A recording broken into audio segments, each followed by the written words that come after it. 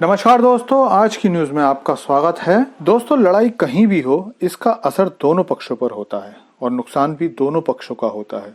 लेकिन हर युद्ध के बाद नए निर्माण होते हैं जिससे कुछ लोगों का फायदा भी होता है। मतलब युद्ध में हुए विध्वंस के बाद निर्माण से लोगों को रोजगार मिलता है और इस बार ये रोजगार भारतीय लोगों को मिलने की बात निकलकर सामने आ रही है। दरअसल खबर आ रही है कि इजराइल गाजा युद्ध के दौरान हुए विध्वंस के पुनर्निर्माण के लिए इजराइल 1 लाख भारतीय मजदूरों को इजराइल बुलाना चाहता है। इजराइल क्यों भारतीय लोगों को ही इजराइल बुलाना चाहता है और इससे भारतीय लोगों को कितना फायदा होना चाहिए, इस पर विस्तार से बात करते हैं। लेकिन आपसे रिक्वेस्ट है कि चैनल को सब्सक्राइब कर लीजिए, क्योंकि यहाँ आपको डिफेंस, फाइनेंस और फॉरेन पॉलिसी पर वीडियोस रोज मिलते हैं। तो दोस्तों, किसी भी लड़ाई में हुई बर्बादी के बाद जो नया निर्माण होता है, उसके लिए विश्व की बहुत सारी कंपनियां आंखें जमाए बैठी होती हैं। अगर रूस यूक्रेन युद्ध की बात करें तो यूक्रेन में ही अमेरिकी कंपनी ब्लैक रॉक और जेपी मॉर्गन मिलकर इंफ्रास्ट्रक्चर के लगभग $100 बिलियन के निवेश करने वाली है, जो कि 500 बिलियन तक पहुंचने की संभावना है। तो भले ही युद्ध में यूक्रेन के लोगों की संपत्तियां बर्बाद हो गई हों, लेकिन अमेरिकी कंपनियों के लिए ये फायदे का सौदा है। हालांकि जिन लोगों की जान चली गई, उनकी क्षति को कोई भी पूरा नहीं कर सकता। लेकिन युद्ध से कुछ लोगों को फायदे भी होते हैं, क्योंकि बाकी जनसंख्या के लिए निर्माण तो करना ही होगा। इसी क्रम में इजराइल गाजा युद्ध से भारत के लिए एक अच्छी खबर आई है।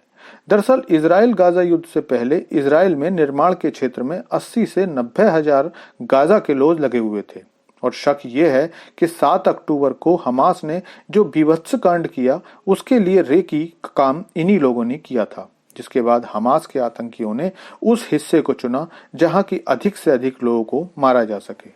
इसी सारी बात को ध्यान में रखते हुए इजराइल ने गाजा के इन सभी मजदूरों को इजराइल में काम करने की छूट न देने का निर्णय किया है और इजरायली रियल एस्टेट एसोसिएशन ने इजरायली सरकार से 1 लाख भारतीय मजदूरों को वर्क परमिट देने की रिक्वेस्ट की है, जिसे इजरायली सरकार ने तुरंत मान लिया है और इसकी प्रक्रिया भी शुरू कर दी है।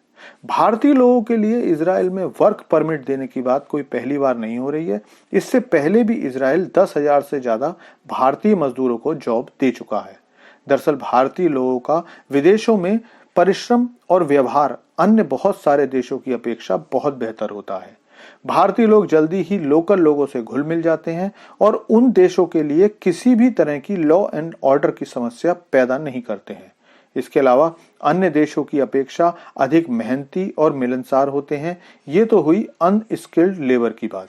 स्किल्ड लेबर की भी बात अगर करें तो क्योंकि ये सभी लोग अंग्रेजी भी जानते हैं, तो वहां उन्हें कम्युनिकेशन में दिक्कत नहीं होती, जिसके कारण दूसरे देशों के लोगों और सरकारों को भारतीय मजदूरों या कामगारों से किसी भी प्रकार की परेशानी नहीं आती है।